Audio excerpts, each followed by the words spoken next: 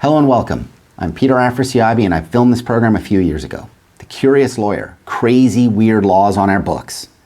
I've reviewed it and I can confirm it is still current, so please enjoy.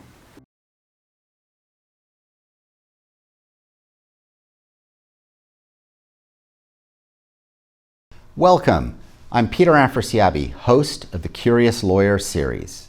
The Curious Lawyer is a really fun walk down a different path of law to where you may normally go. It's not your standard core practice area or tips and tricks on how to do a better cross-examination or write a better deal document. This is just for fun, educational, entertaining, and a time to look at a different area of the law, sort of off the beaten path for lawyers. And so if you're a curious lawyer, which I know you are, you want to follow our series. We've looked at dog law and how the legal regime regulates dogs. We've looked at space law, CIA law, you name it. They're fun, whimsical, off the beaten paths for you as your lawyer.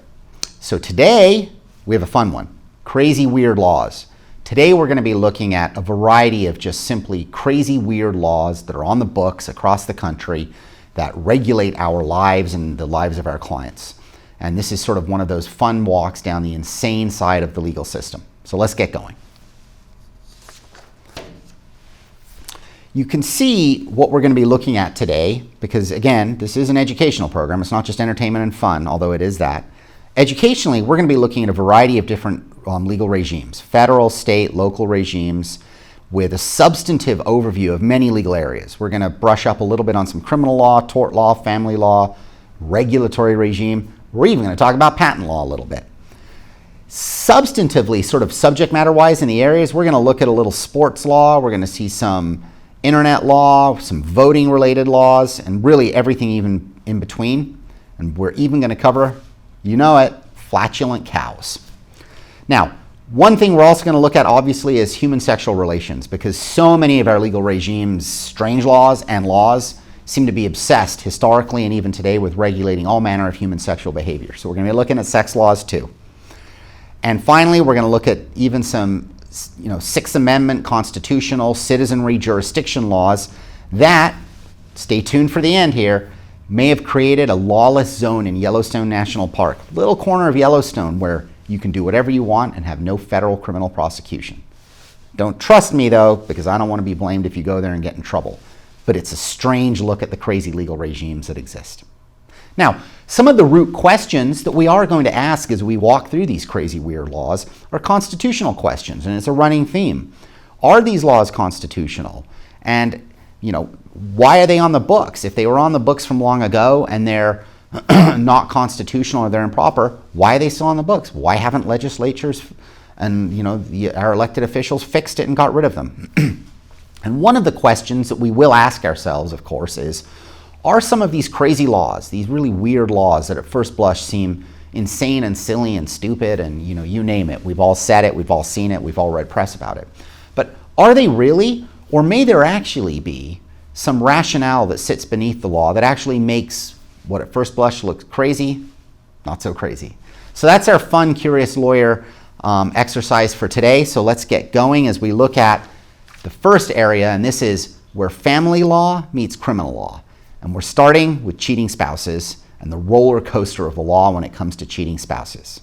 Now, let's start with Michigan Penal Code. This is section 750.30 of the Michigan Penal Code, titled adultery.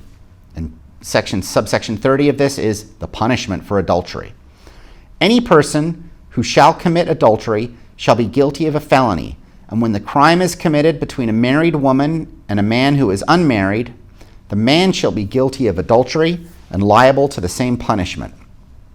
What's the punishment for the cheating spouse and even for the unmarried person who's with the cheating spouse? The punishment is a maximum of 4 years in prison and a $5,000 fine. And if a married man sleeps with a single woman, or vice versa, even the unmarried party is subject to prosecution. Now, there are not a lot of prosecutions under this law, obviously. I couldn't find any. But many states do have laws like this on the books. And these laws are sometimes vestiges of the past, but they're on the books. And they can be used to prescribe and punish behavior. Californians, if you're in California, you're lucky. There's no such law like that here. But let's keep going on this roller coaster. The question we ask is such a law constitutional? I mean, can a state legislature really say that one adult cannot have sexual relations with another adult just because one of them is married? They raise, of course, questions about the right of privacy and the right to engage in extramarital sex. And is there such a right to engage in extramarital sex? Now, here's what's interesting. Some of these adultery laws, where there have been prosecutions, so don't think you can never get prosecuted, you could in certain states. Some of these adultery laws do survive rational basis review given the state's interest in protecting family units and preventing disease. And those have been rationales where courts have adopted and said, yeah, I guess the law is constitutional. And we're going to look right now at this one from Utah. And this is a case called Oliverson versus West Valley City. It comes out of the District of Utah in 1995. And it's not a criminal prosecution, but it's a situation where a police officer, an employee, was fired from his job as being a policeman because he was found to have engaged in adultery. And so he was unhappy and he filed a constitutional challenge saying, you don't have the right to fire me for adultery. So let's go to the next slide and see what the Utah district judge held. And here's the quote.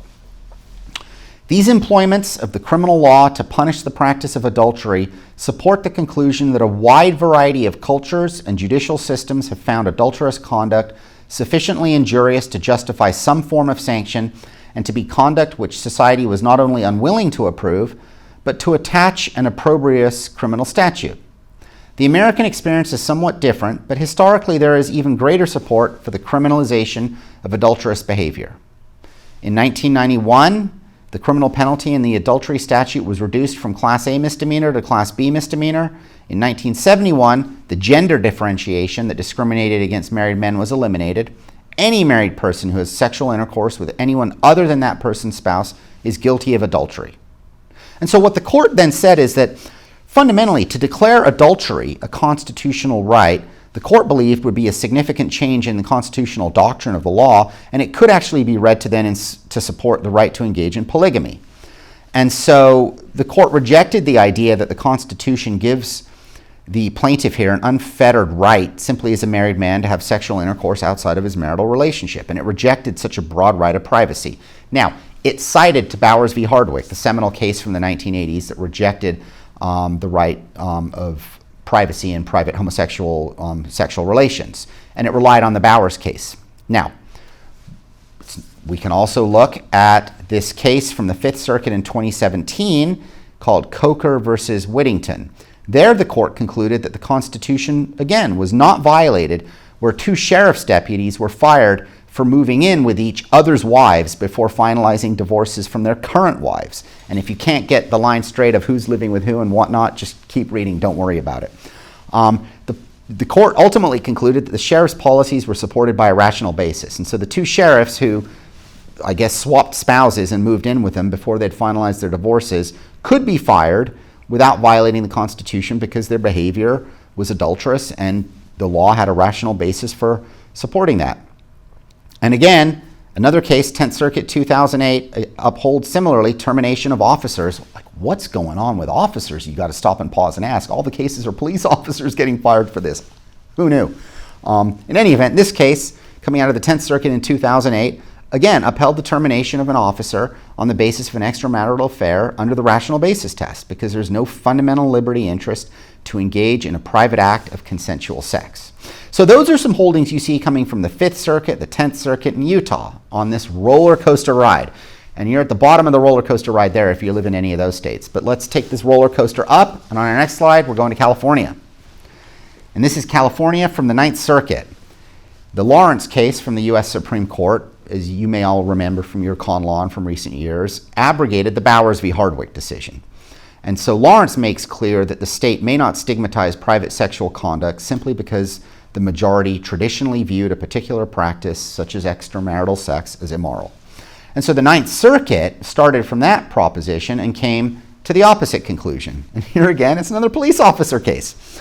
The police department fired a police officer, and he argued that, well, you fired me because of my adultery that you were unhappy about. And the 9th Circuit concluded that if that was true, the firing then would violate the officer's constitutional rights unless the adultery negatively affected on-the-job performance or violates some constitutionally permissible, narrowly tailored regulation.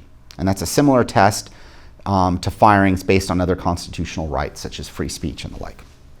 So in any event, in the Ninth Circuit, different standard, and that's the Perez versus City of Roseville case. And that case was decided in 2017 by Judges Reinhart and Tashima and visiting District Judge Malloy. Now, the roller coaster continues on our next slide. Even if you have a right to cheat, even if you're in a state where you actually can cheat and you can't be sent to jail and you have the constitutional right to engage in extramarital sexual relations, you can still be sued by the unhappy spouse for alienation of affection. And here we can look at North Carolina, and this is true in many state common laws. North Carolina, Malekek versus Williams, and this is from the appellate court there in 2017. And you can see here the quote from the case. This case concerns two common law causes of action, alien of affection and criminal conversation, that permit litigants to sue the lovers of their unfaithful spouses. These laws were born out of misogyny and in modern times are often used as tools for enterprising divorce lawyers seeking leverage over the other side. The roller coaster continues. Now, let's take the roller coaster on the next loop, because now we're going around the military turn. What if you're in the military? Well, as of 2019, the Uniform Code of Military Justice, Article 134, was updated. And it was updated to make clear that adultery remains, because it had been on the books, an extramarital sexual contact that can be prescribed, and that it can lead to punishment and discharge. And the Uniform Code of Military Justice provided that adultery included genital, oral, and anal acts. But the Code of Military Justice also provides it's not considered adultery if you are legally separated, and that was a relaxation of the prior law. So, where are we on this first step down our Curious Lawyer series in terms of crazy weird laws? We've got this conflux of a whole bunch of different laws from legal regimes that say there may be a constitutional right to extramarital sex depending upon where you live, but there may not be such a constitutional right if you're living in a different jurisdiction in America. And if you're in the military, not so much a right unless you're separated, in which case maybe you actually do have a right, but you need to be separated. And of course, in all states, you could be sued by the unhappy spouse for alienation of affection, and in North Carolina for even some other torts. So it's a confusing hodgepodge of legal regimes that come out to different places on what is, in the 21st century, a really interesting question. Because is there really not a right to engage in extramarital sexual affairs? Can you really be sent to jail for it or fired for it? Turns out you can, and it kind of depends upon the circumstances. And that's the question that the Curious Lawyer asks you to think about yourself. Where should the laws be on that? Because that's something that you can take up with your legislators. So let's now move from cheaters to fortune tellers. And this is going to take us to a continuation of our constitutional law discussion. And now we're going from California, Utah, and whatnot. We're going back east to Massachusetts. Massachusetts has a law related to fortune tellers. And the law requires that to be a fortune teller in Massachusetts, you have to be certified. And you can only be certified if you've been in Massachusetts for 1 year. You need this residency requirement, a 1-year residency requirement. This is Massachusetts General Law, Chapter 140, Section 1581. Now just stop and ask yourself, this is crazy, right? What is the rationale for this law? I mean, is it really a fear that traveling fortune tellers who don't reside in the community may lie about your fortune when you pay them for the fortune? But if they're a resident there, they're not lying. They're really getting the fortune about your future correct. Hard to believe, but who knows? In any event, one of the questions that's come up with this is this constitutional? Apparently, a traveling fortune teller was quite unhappy and believed that there should not be such a residency requirement, and this is unconstitutional. This went to Talamo versus Providence Board of Selectmen in the District of Massachusetts, and it was found to have concluded that it actually was unconstitutional. So now we've got the situation where you just can't make this stuff up. Fortune tellers taking your money to tell you your future, it's unconstitutional to pass certain laws restricting what they can do. Yet on the other hand, it's completely constitutional to get another form of cheaters, and that is, spousal cheaters, fired or go to prison in other states. So cheaters to fortune tellers, crazy weird laws. Let's keep going. We're now sticking with constitutional law, but we're pivoting a little bit. We're pivoting to voting. And we're going to go start with Texas. And this is the Texas Constitution, Article 1, Section 4. It states religious tests. No religious test shall ever be required as a qualification to any office or public trust in this state, nor shall anyone be excluded from holding office on account of his religious sentiments, provided he acknowledge the existence of a supreme being.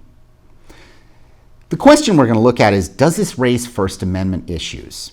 Now, before we get to the First Amendment issues, let's just stop with and take a look textually at this language, because it's a little bit crazy, I think. It's almost circular. I mean, we've highlighted there in red for you. I mean, the Constitution itself actually says no religious test shall be required. That's a pretty aggressive, firm statement.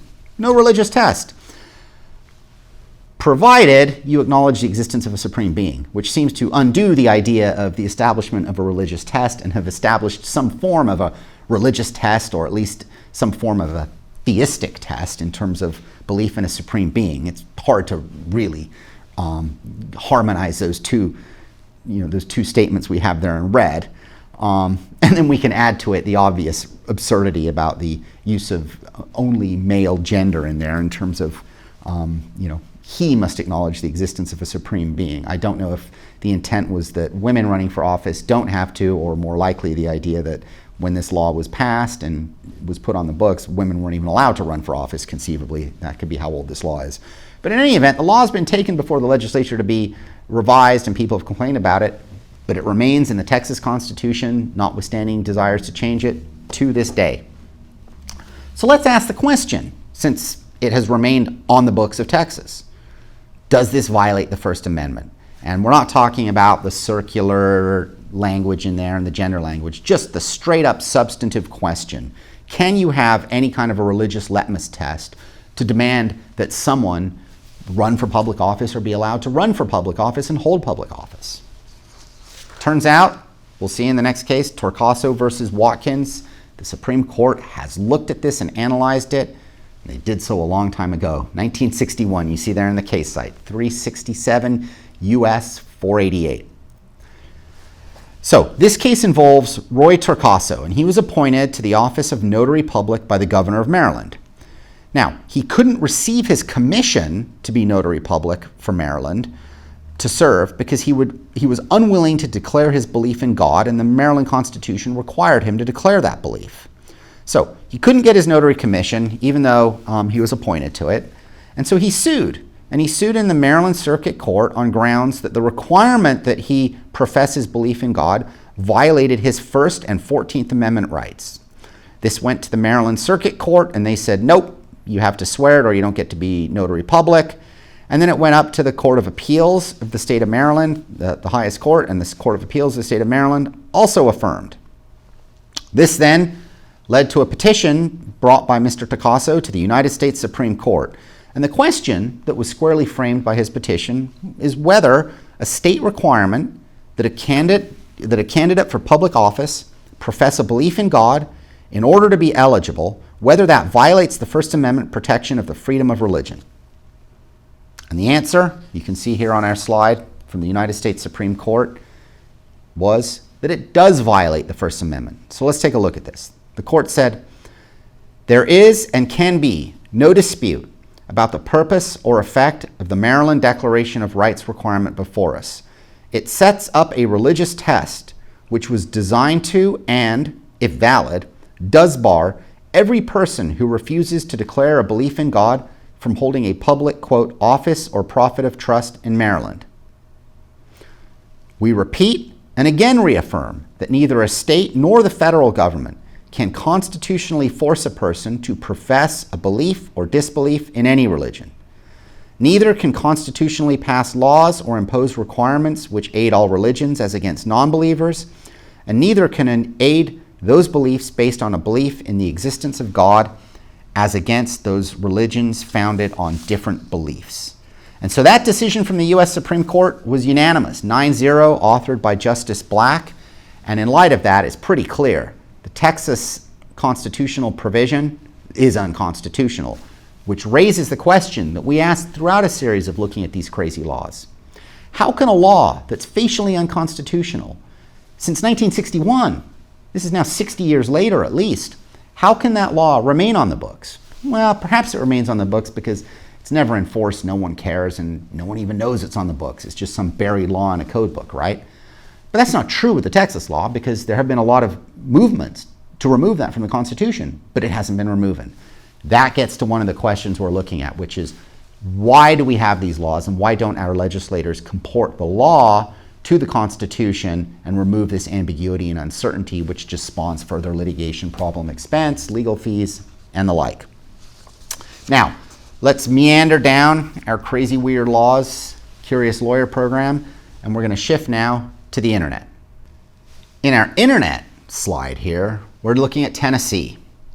And in Tennessee, it's criminal to share a subscription-based online password and use someone else's password on Netflix, Hulu, Disney Plus, or any other internet subscription sites, even if a friend gave it to you. So let's stop and look at this law. This comes from the Tennessee Code, section 39-14-104A, and this is the general criminal provision about theft. And it says, a person commits theft of services who intentionally obtains services by deception, fraud, coercion, forgery, false statements, false pretense, or any other means to avoid payment for the services. And the key here is in section 106, subsection 35.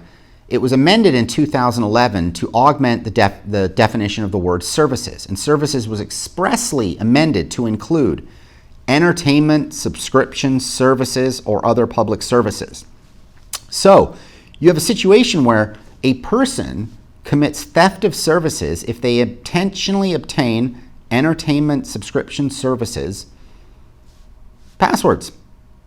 And the punishment is up to $2,500 and up to 1 year in jail.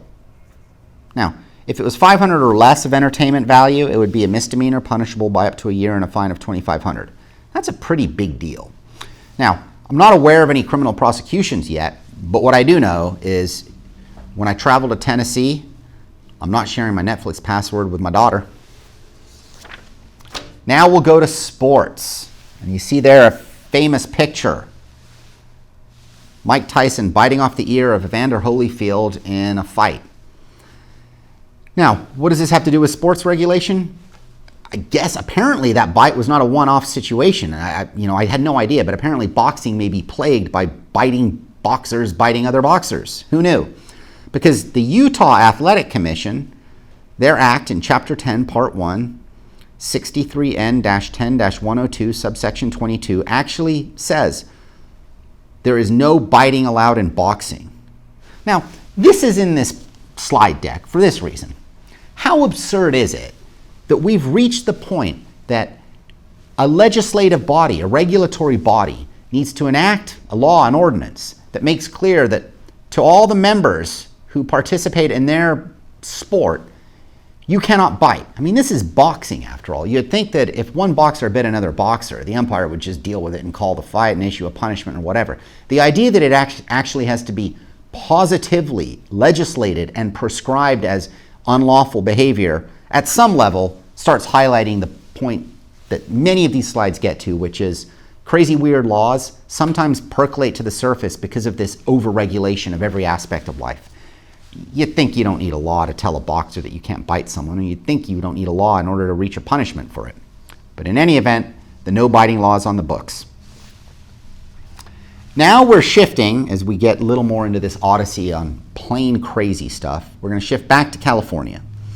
And we're going to go to a case where someone was arrested and a criminal prosecution was begun for, yep, you nailed it, trimming plants. And so this situation involves a guy in Ocean Beach, California in December 2013, Vince Adame. And Vince Adame was trimming some shrubs, and these were New Zealand Christmas brushes. And they were in the yard west of him, and it was a sort of a haven for homeless people in the back alley, and the bushes were large and whatnot, and they were growing over into his yard. And so he cut them, and the bushes were just sort of wild bushes growing in this alley, and he trimmed the bushes. And it was a place where homeless people were taking refuge for the night, and they were making a mess in the area, and it was city property. And the city, refused to clean it up, despite his requests, apparently. So in any event, he trimmed those trees. Someone was unhappy, and someone from the city came down and arrested him for felony vandalism of city property. Defacement, damage, and destruction of public property valued at $400 or more. His response was, I was trimming a bush overhanging my property, something the average citizen does all the time and should do, and where are you cleaning up the alley? Now that's an example of a crazy, crazy use of vandalism law, right? And the charges were later dropped after a public outcry in the news media about it, and he was, defiant and refused to back down. That's an example of perhaps not a law that as facially written is plain crazy. I mean, obviously you need vandalism laws that prohibit vandalism, but it's an example of crazy, weird laws as used by prosecutors and those with discretion, arresting officers, to trip people up in the criminal justice system. And so while it's great the charges were dropped, who knows how much money was spent on legal fees by Mr. Adame to get out of that crazy, weird situation. And we're going to stay in California, and we're going to go to Laguna Beach, California, and the Pacific Coast Highway. Is it plain crazy or is it not? It's for you to decide. California, and we're talking about loud cars on the Pacific Coast Highway. Now, the Pacific Coast Highway, of course, is an iconic highway in California, and it's part of, California, legend and lore and myth. It's the Pacific Coast Highway that's cars have cruised up and down, top down, cruising in your Mustang convertible, seeing the beach, the Harleys cruising up and down. Well, it turns out that iconic highway and those muscle cars and motorcycles have irritated certain legislators. And here in Laguna Beach, there's a local law that has prohibited anything above 80 decibels. Now, what's interesting is the California state law says 95 decibels is the limit, and if you go above 95, it could be a nuisance. The interplay of state and local laws is such that the city felt comfortable saying, well, we can also prohibit anything above 80 as being a nuisance on the Pacific Coast Highway. And it turns out the Pacific Coast Highway cuts through the city of Laguna Beach. And so since January of 2020, there have been over 1,600 exhaust tickets issued against that most American of pastimes, cruising muscle cars and cruising Harley Davidsons down the PCH. Plain crazy, plain weird, you decide. But it's certainly an example of regulations that may well conflict with state laws, where you have this hodgepodge patchwork kind of quilt-like regime of laws, each regulating different aspects of human behavior, and frustrated local officials who don't like loud cars, even though we know they love all the traffic and the tax dollars it brings to the community. Now let's go back to Massachusetts, going back east again, and we're going to talk about plain crazy again. And here we have a law on the books that has not been taken off the books, and it's a law, Massachusetts General Law, Title I, Chapter 272, Section 36, Crimes Against Chastity, Morality, Decency, and Good Order. And this one deals with blasphemy.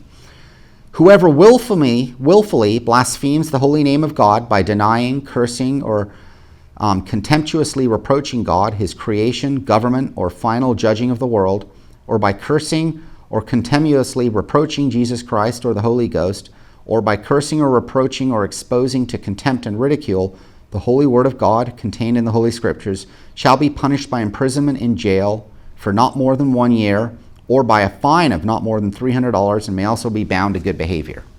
Now, I call this the OMG law.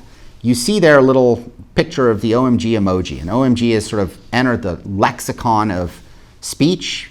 Anyone and everyone uses it. In fact, I suspect you could find some Massachusetts legislatures who have issued out a Twitter tweet or an Instagram post or a Facebook post using OMG or the emoji, of course, of which is pre-populated in your phones by cell companies and phone companies and the like. And so this is an example of a law that remains on the book, but actually, I guess, makes it unlawful to issue that emoji or use that phrase. This, of course, gets to the question of freedom of speech. And here we will take a pause again to go back to the First Amendment of the Constitution about whether Congress, and of course the states, because the First Amendment, as you remember from con law, the states are subjected to it also via the 14th Amendment, whether these laws can stand on the books and whether they should be on the books or whether they should be cleaned up and the books should be made to mesh with the state of the law of the world we live in. And so here's the First Amendment to the United States Constitution. Congress shall make no law respecting an establishment of religion or prohibiting the free exercise thereof or abridging the freedom of speech or of the press or of the right of the people peaceably to assemble and to petition the government for a redress of grievances. And the question we're really getting at with as we look at these crazy, weird laws are, where are the legislators? I mean, where are they at this point? Especially when you think about the fact that they're using the phrases, everyone's using the phrases, it's on all TV and radio all the time, right or wrong, and I'm certainly not taking an opinion or professing a belief about that. Everyone's entitled to their own beliefs. It's just the point that this is happening in common vernacular all the time, and it's reached the point that it's even become an emoji on phones. It's sort of time, I would think, in Massachusetts. In Massachusetts, I could do part 2 on a lot of their laws that are still on the books. We could do, version 2 of this program in the future. Maybe we will. But they need almost a version of what Justinian did 1,500 years ago when he sat down and looked at the 500 years of common law of, the ancient Roman Republic and Empire and said, my goodness, we need to clean this up. And he commissioned all the, the lawyers and the judges of the time to gather up all the laws, codify them all into one book. He stripped out the ones that didn't make any sense anymore and set the playing field, reset it so that they could all work off the same baseline. That was 500 years into sort of Roman law. Time for Massachusetts probably to take a play from Justinian and do that, I think. Now we're going to shift again, and we're going to go to Alabama, and we're going to talk now about sex toys. And we're talking about laws criminalizing the possession of sex toys. Are these laws plain crazy? Now, this is a nuanced question.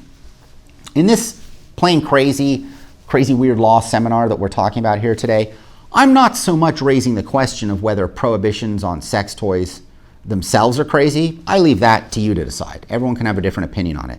What's particularly fascinating about these laws that we're going to see is the interrelation of the legal regimes and how we've reached the point that we can have a situation where some states say you can't have any, some say you can have a certain number, and meanwhile the federal government's saying the complete opposite in terms of areas of law that it regulates, and that's what's plain crazy. So, I kind of think consensual adults, what they do in their bedrooms with sex toys should be up to them, but like I said, I leave that to you to decide.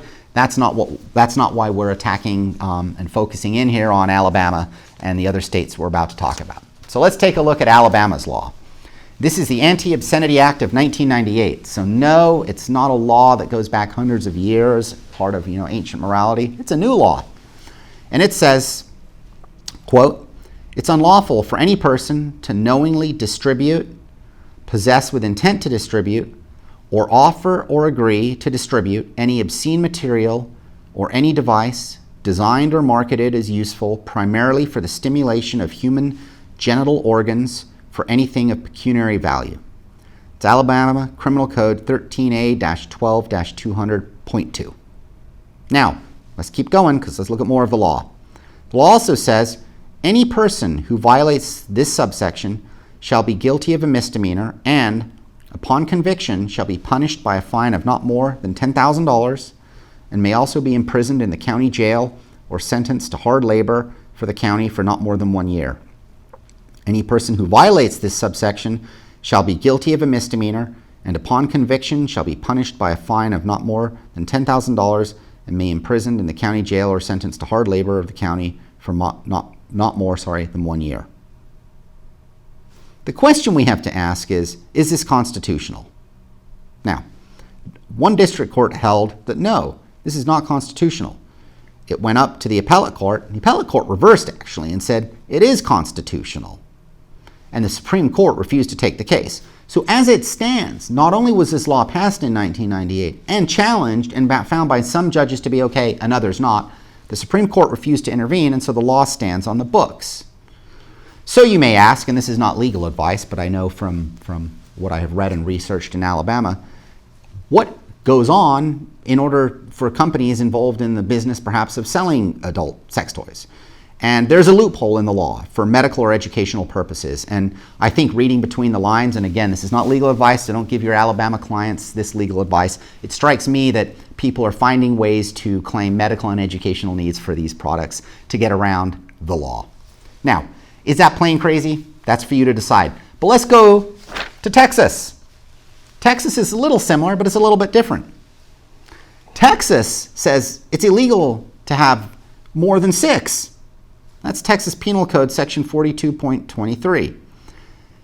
A person who possesses 6 or more, not 5, not 4, 6 or more, obscene devices or identical or similar obscene articles is presumed to possess them with the intent to promote the same.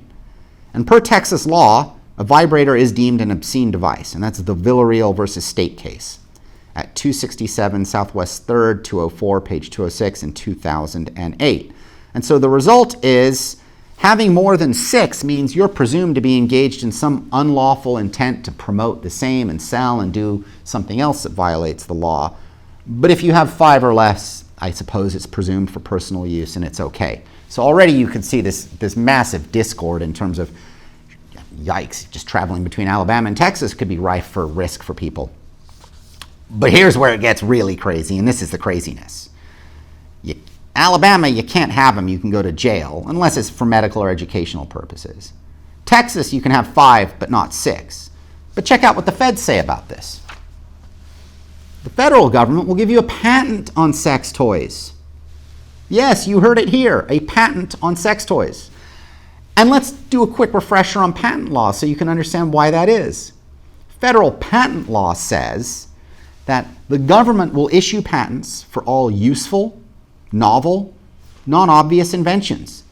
And that's from 35 U.S.C. section 103. So the result is that federal patent examiners, upon the request of inventors, have issued patents for a whole bunch of sex toys. We have a list of some of them here. Self-remotely controllable wireless sex toy. And you can see there in the parentheses, that's the patent number or application number, and you can look it up if you want online yourself. Their patents have been issued for self-lubricating sex aids, for an oscillating intercourse simulator, and for a talking vibrator even. That's U.S. patent number 5928170. Now, I didn't show the pictures of them, but you can find them on Google. This is a PG presentation, so I figured I'd leave those pictures out. But these sex devices, which are illegal in some states, they're actually deemed useful devices by the federal government worthy of patent protection, which can only be given to new, useful, non-obvious devices. So while the feds say vibrators can be useful, certain states say it's illegal to have one. That's a crazy hodgepodge legal regime. So let's now move, since we're in the realm of sex, to some other sex laws. Public restraints. We're in Florida now. Married couples cannot engage in openly lewd or lascivious behavior. That's Florida Criminal Statute section 798.02. And here's the statute. If any man or woman, married or unmarried, engages in open and gross lewdness and lascivious behavior, they shall be guilty of a misdemeanor of the 2nd degree, punishable as provided in 775.082 or 775.083. Now, I couldn't find any recent prosecutions, at least in the last half of the 20th century, but South Beach and Florida are popular locations, so I wouldn't get carried away on spring break in South Beach because you never know what law you could trip. And since we're in the realm of sex, let's now pivot back from Florida all the way back to California. And this brings us to cross-dressing laws and the city of Walnut, California's local code 17-31.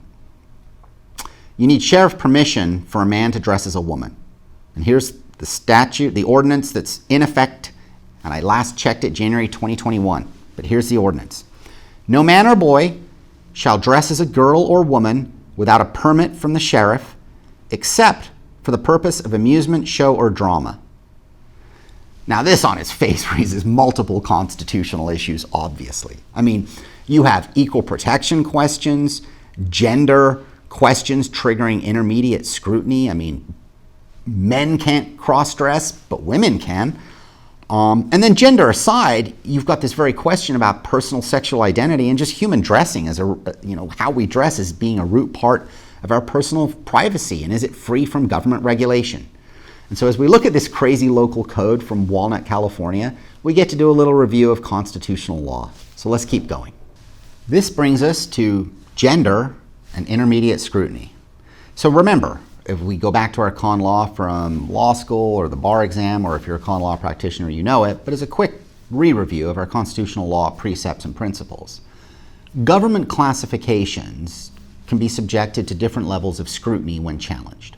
And so government classifications based on race, as you may remember, get subjected to strict scrutiny, which require the greatest of reasons, the most narrow tailoring to justify the law. And it's very hard for law to survive strict scrutiny because it's very hard for the government to engage in sort of racial classifications or race-based determinations. The next level down of scrutiny is what is known as intermediate scrutiny, and that's reserved for classifications based on gender and perhaps other things. And then, of course, if it doesn't fall into any of those categories of being strict scrutiny or intermediate scrutiny, laws are subjected to rational basis review. And so the government just simply needs to proffer a rational basis for the law. And the law stands subject to the constitutional challenge under the 14th Amendment or the First Amendment or the like.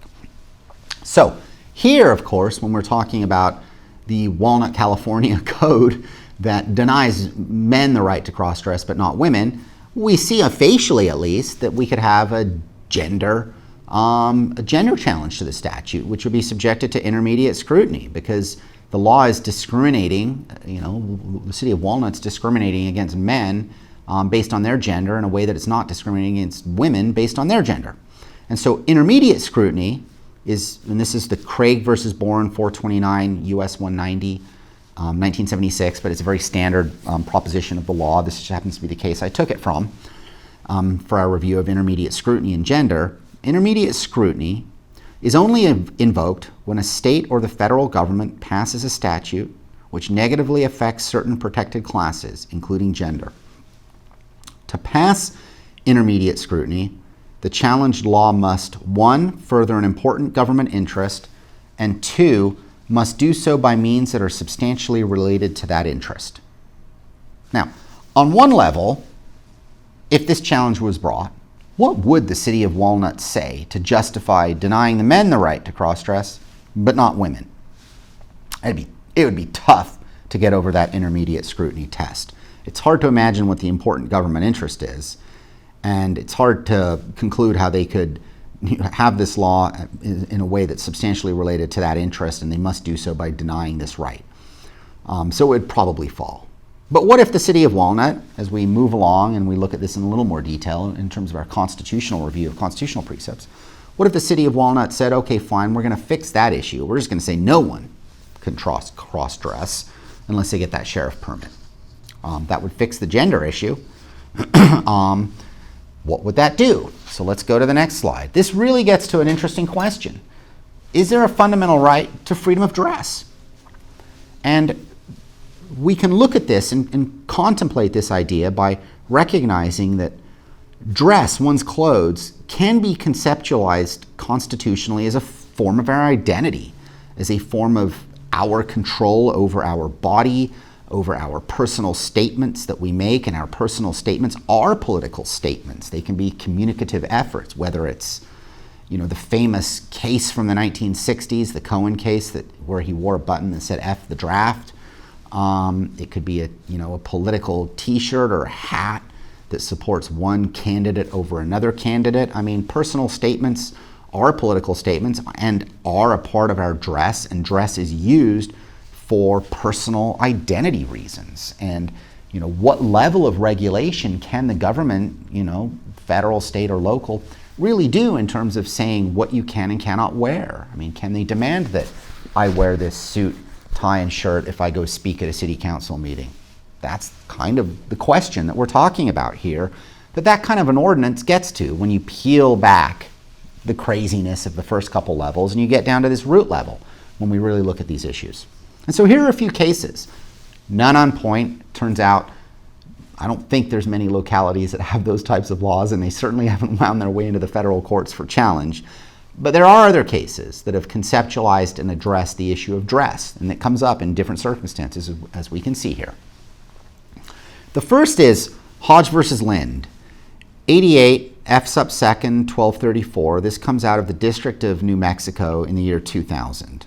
And here you had someone who was wearing a baseball cap backwards and got punished for it under provisions that it was, apparently gang attire, and it looked like gang attire, and you couldn't wear caps backwards, in school or in certain, state buildings and the like. And the court ultimately concluded that there was no rational basis that justified that law's existence to punish the person for simply wearing a baseball cap backwards. And so, at least in that context, that law fell. And it fell in that sense, although it's rational basis review. It wasn't the court saying there is this fundamental right to dress as you want, which is subjected to higher levels of scrutiny, intermediate or strict, right? It didn't hold that, but it did hold there's some right, and even under rational basis, there's no rational basis for the law. So it's sort of a backdoor way of protecting that as a right, or a very important right even. Now, the next case is Gatto versus County of Sonoma, and this comes out of the California State Courts. It's reported at 120 Cal Reporter 550. And this dealt with a situation, and this is in 2002, but it dealt with the situation of the fairs, the county fairs. And this is the County of Sonoma, obviously, but whether the fair could ban clothes that they believed may be disruptive within the fair environment. And so there was a guy who was wearing a vest, and it had some sort of gang insignia on it, and he was then ejected from the fair for wearing that vest, because they said, you can't wear that vest, you gotta take off the vest or leave the fair, is basically the situation. And he challenged it, and the court concluded that while that can be done in the abstract, the law isn't facially unconstitutional. I mean, there are certain clothes that could be banned given the situation. The court accepted that much. They did hold that here there was just no justification for doing it to this guy. So again, it's sort of another example of the court's not saying that you can never prescribe clothing requirements, but they keep striking down applications of those dress requirements to people. The third one takes us to Florida. This is a federal court case that wound its way up, and this is DeWeese versus the town of Palm Beach, Florida. And this is from the 11th Circuit in 1987. It's reported at 812 F. 2nd 1365. And there, at the time, there was a Palm Beach local ordinance that banned shirtless running outside. And, as many of you, if you run outside, especially on hot days in places like California or Florida, for a guy at least, it's nice to run without a shirt. And that shirtless running ordinance, however, enwrapped Mr. DeWeese in some trouble. And so he then challenged that ordinance after getting cited under it. And again, like with the cases of Gatto versus County of Sonoma and Hodge versus Lind, the 11th Circuit concluded that there was no rational basis for that law that denied him his right of personal appearance to not wear a shirt while running if he so choose. And so that's another important case in this area, and I think it kind of gets to this point that I've alluded to, which is, in this area at least, courts use rational basis review, and they found laws invalid under them, but they give these rights varying levels of protection in terms of regulating appearance in certain situations. And so while it may not be deemed a first order fundamental right subjected to higher scrutiny, it's very hard to regulate how people dress. And so I think as you unpackage those laws and apply it to our Walnut City Ordinance Code, not only are you running afoul of rational basis review, probably in terms of that law certainly not surviving rational basis review, you even get into another dimension of constitutional rights and interests, which we've alluded to in earlier parts of this program, that revolve around personal privacy and sort of one's private identity and personhood in terms of wearing the clothes they want. So let's now move from the fundamental right of freedom of dress across various jurisdictions, and we're going to come back to the state of California, and we're now going to deal with the case of the flatulent cows. And you can see here on this headline just some of the headlines taken from different news outlets reported on California's efforts to regulate methane emissions from cows, which sounds crazy even saying methane emissions from cows, but it's probably a more polite way to say it. And there you see some of the headlines. Farmers in California say the law stinks. Cow fart regulations. Holy cow, from Bloomberg. So Obviously, such a law by California and such efforts by California can provoke hilarious, crazy headlines that let us talk about this in our Crazy Weird Law Curious Lawyer series. Is it a crazy weird law? Well, let's look at what's going on with the cows in California. The question I'm really raising for all of you is, are a lot of these crazy laws crazy? Or if you unpackage them, is it really in the eye of the beholder? Maybe it's not so crazy. Maybe because of the subject matter, it makes for fantastically funny headlines that make everything sound crazy, but maybe it's not so crazy. Then again, maybe it is, and this is for you to decide. But let's unpackage what's going on in California with our cow methane law. California Senate Bill 1383 was approved by the governor of California in 2016. And this demands that California livestock management operations reduce methane emissions by 40% by the year 2030. And the underlying rationale for this law is obvious. Methane is not good for the environment. And regardless of whoever stands on the broader political issues of climate change, global warming, and the like, nonetheless, it seems everyone agreed in the California legislature, at least, that methane's just not good for the environment. All else being equal, it'd be better to reduce methane. And so this law was then passed, which required analyses to then go underway with regulations that will take effect on January the 1st, 2024. So they haven't taken effect until January 1st, 2024. But they're underway figuring out how to achieve this 40% target by 2030. And so the plans that will then take root in these regulations are twofold as it currently stands. To have mechanisms known as methane digesters, and these are some sort of complex machinery contraption mechanism that probably is worthy of a patent if we're talking about patents again, but have a methane digester that can trap the methane from the cows, capture it, and then turn it into fuel. And so these could be massive sort of operations that sit, the casings that sit over the buildings, that the cows are in during the night at least, to help capture methane and then convert it into fuel and do this in a way that's now environmentally safer and better for the environment.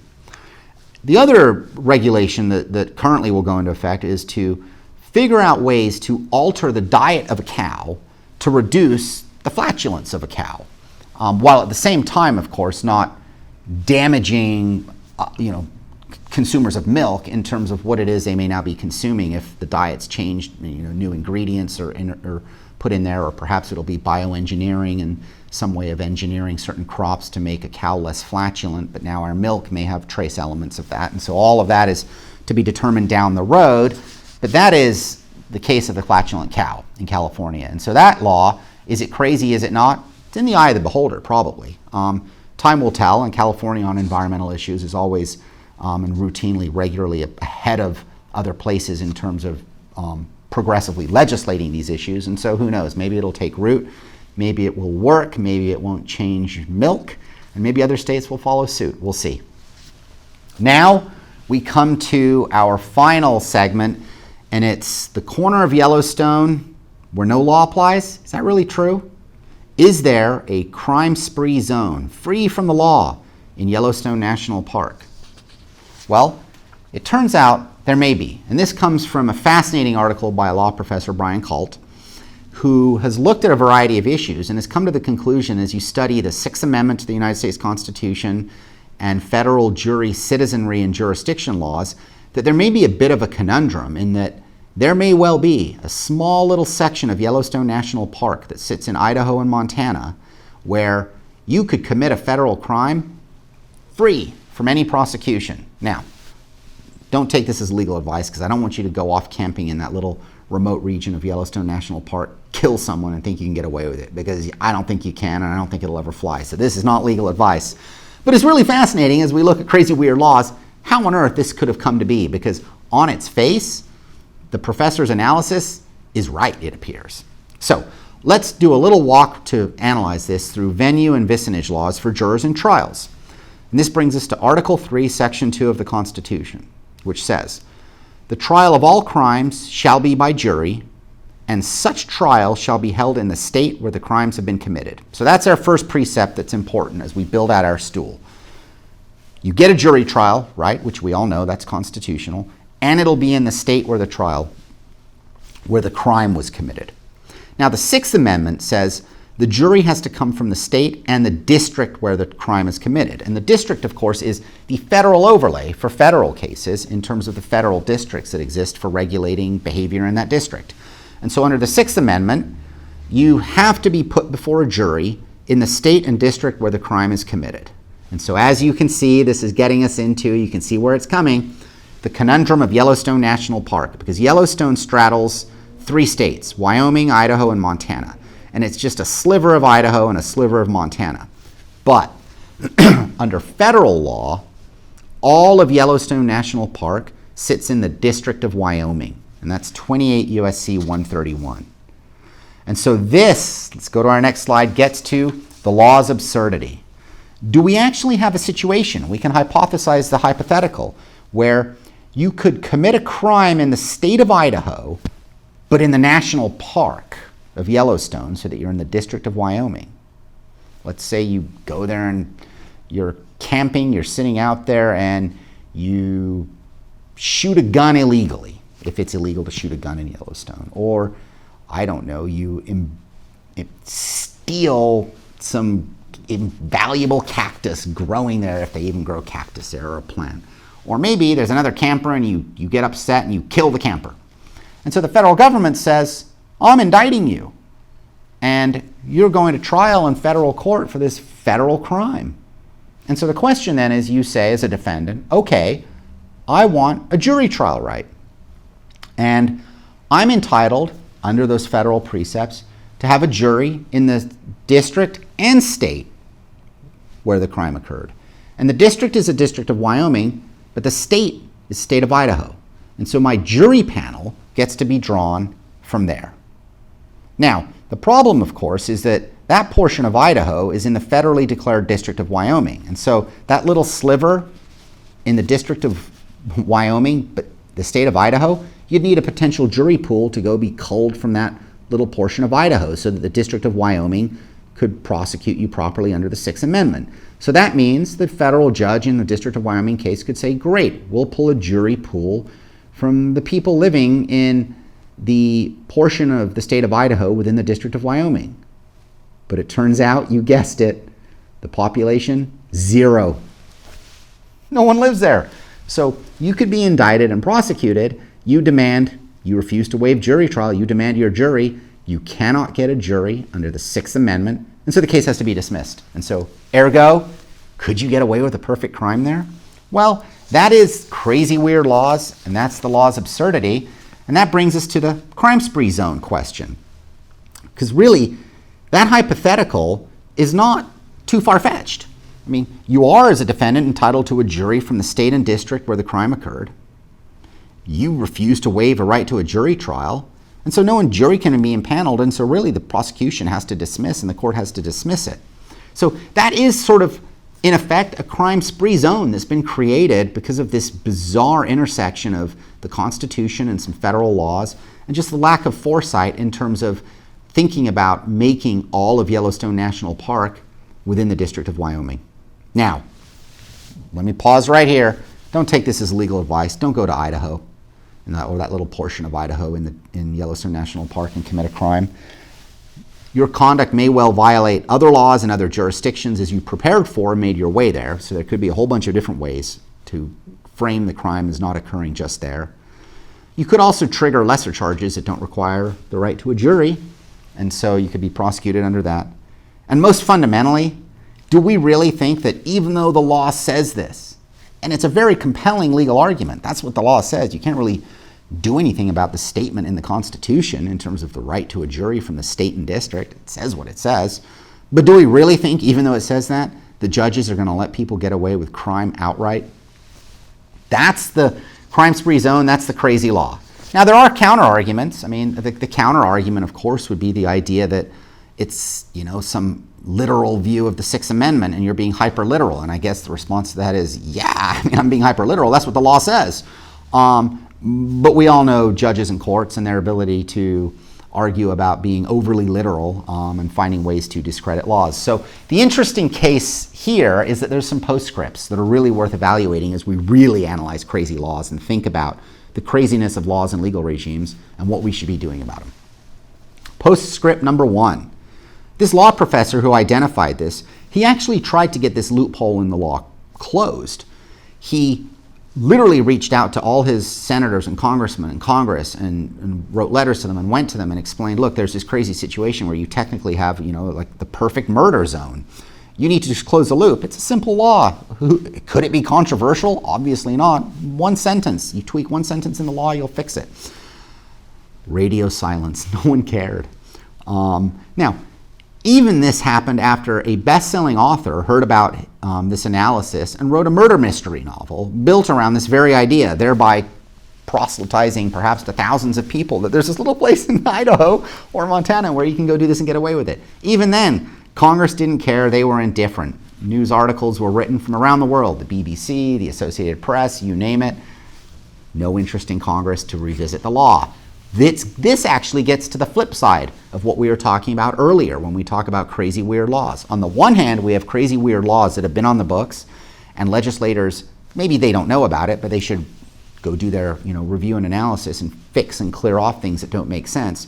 Here's an example of one where it's not a crazy, weird law on the books so much as it is a loophole that exists because of the laws on the books that requires just a new positive law to be written, a sentence. And the inability to get attention to do something that's just so obvious, so it's not controversial, it's not political. Perhaps that's the problem. There's no lobbying for this thing. No one's interested in lobbying for it. So, postscript number 2, the case of United States versus Belderane, because it turns out truth is stranger than fiction. A crime did happen in that portion of Yellowstone National Park that does not sit in the state of Wyoming. Now, it was in the sliver that's in Montana, not Idaho. And Montana actually has a small population that theoretically could get a jury, apparently, although maybe not. But here's what happened. December 2005, the defendant, Michael Belderane, he illegally shot an elk in Montana.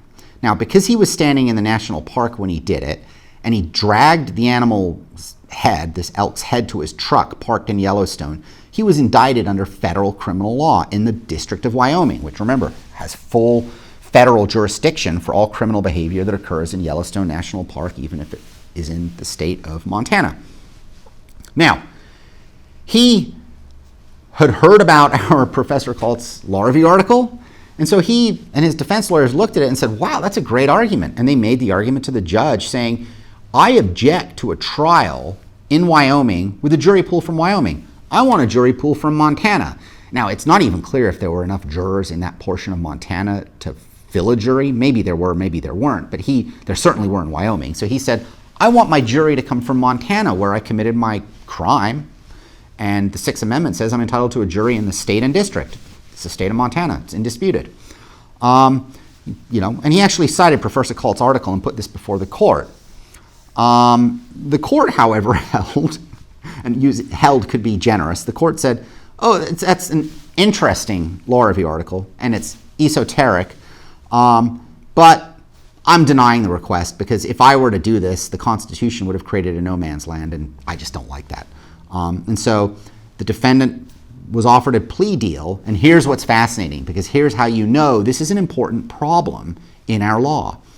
He got a plea deal, a good plea deal probably for beheading and killing an elk, but he got a plea deal, but as part of his plea deal, he was not allowed to appeal this to the 10th Circuit. Now ask yourself why that is. It's probably because no one wants, the prosecutors at least, don't want the 10th Circuit to get a hold of this and have to issue the obvious ruling, which is you can't do a jury for this guy unless you pull the jury from that area, which would mean in Idaho at least, you could never have a federal criminal prosecution for a crime in the Idaho portion of Yellowstone. So they didn't want it to go up. You would think that now that this has happened and they affirmatively, as a prosecutor's office in the United States Attorney's Office, part of the Department of Justice, were worried about this, maybe now Congress would change the law. No such luck. Radio silence still. So it still remains to be tested, although I'm not encouraging you to test it and it's not legal advice. Don't test it. Here's our conclusions.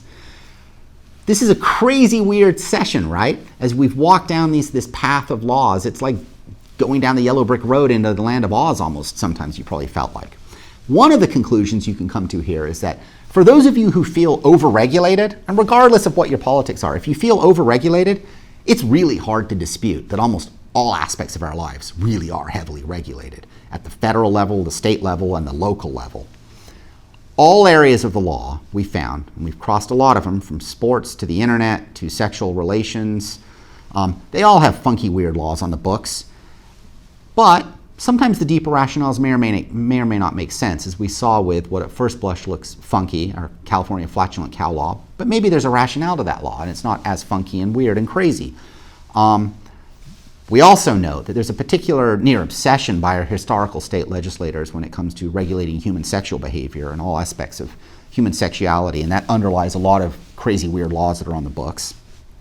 And some crazy situations come arguably from the law itself, but more from the interplay of different legal regimes, where you simply have some states that prohibit possessing sexual toys, whereas the federal government actually, as a matter of federal policy, deems many of them useful and worthy of a patent. I think one of the conclusions that you certainly come to here is that legislators need to clean up the books. They need to get their act together and clean up their books on some of these laws, especially some of the ones that are facially unconstitutional, and reset the deck so that we're all working from a proper playing field. Why? For one very important reason. You remember the little law about the guy in California who got arrested for cutting a shrub? Well, that is the nature of what it means to have laws on the books, because you suddenly give discretion to police and public officials to arrest and indict people, and maybe it doesn't go the distance and it gets kicked, but that person has had to spend money on legal fees, and that person for the rest of their life has to answer yes to a question: have you been arrested for a felony or a crime? Which may not be a fair thing to put someone in. So I think all of this shows that legislators should spend more time cleaning up the books, and we should hope that our prosecutors, if any of you are watching, and people with the discretion to enforce these laws, exercise an extreme amount of caution and thought before flexing those really powerful muscles. Finally, please don't go to Idaho in Yellowstone National Park and commit a crime to test this law. It's not worth it. Thank you for watching today's Curious Lawyer series. Stay tuned. We're always having more fun walks down these off the beaten paths of the legal regime that we all live in. Stay tuned.